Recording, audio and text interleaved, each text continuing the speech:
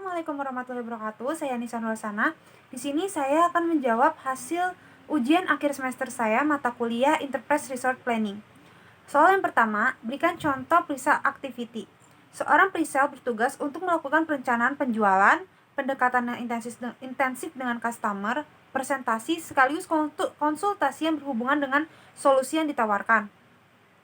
Contoh aktivitas pre-sale ini adalah melakukan kontak dengan pelanggan melalui chat atau SMS, panggilan telepon, email, maupun tatap muka secara langsung. Pre-sale ini juga biasa dibilang sebagai jembatan antara sales dan teknikal. Soal yang kedua, jelaskan production planning pada SAP ERP. Modul production planning akan bertugas untuk mengontrol aktivitas dari proses perencanaan kegiatan produksi perusahaan sampai dengan selesai. SAP Production Planning ini adalah salah satu modul kunci dalam ERP yang berkaitan dengan perencanaan proses, seperti perencanaan kapasitas, perencanaan material, pelaksanaan produksi atau proses order, bill of material (BOM), dan pergerakan barang (MVT), Material Requirement Planning (MRP), menentukan jumlah dan waktu pesanan bahan baku. Pada proses production planning ini menjawab material apa yang harus dipesan hingga kita dapat memenuhi tingkat produksi tertentu dan kapan kita harus memesan material ini. Soal yang ketiga, jelaskan perbedaan distract manufacturing dan reactive manufacturing. Untuk perbedaan discrete dan reactive dapat dilihat dari tabel yang sudah saya buat di Microsoft Word. Directed manufacturing ini business flow diakhiri dengan pembuatan production order.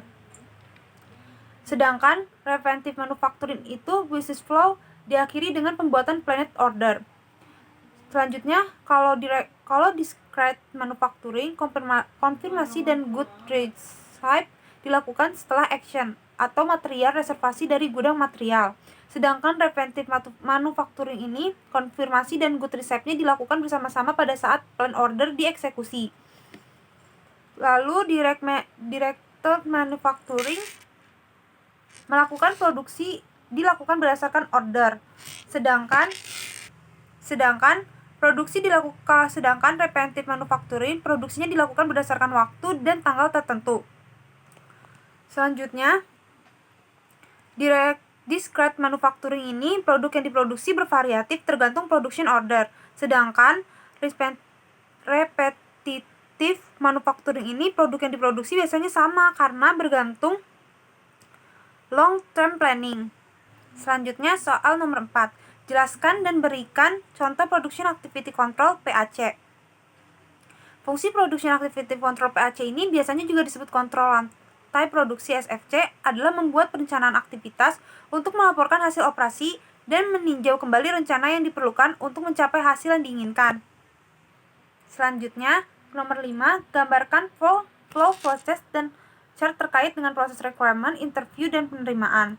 Nanti saya akan menaruh gambar flow chart, proses chartnya di sini.